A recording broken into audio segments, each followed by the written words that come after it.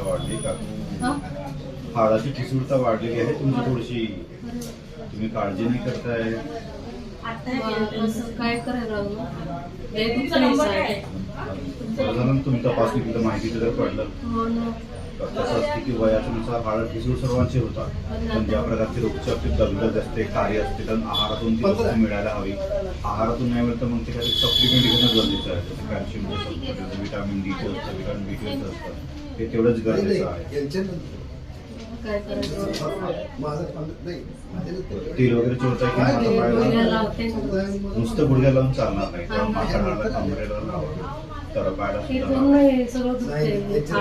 कंबर वगैरे पूर्ण ही साईड तसं ठळस लागते. एकच साईड आहे. तरी मी योगा वगैरे खूप करते. खूप जास्त ताण पण येऊ देऊ नका शरीरावर. हो ना. कसं काय बरं एवढं एवढं असं आले ना? उकडं कसं आहे की ज्या प्रकारची आपली दगदग सुरू असते, इंधन सुरू असते,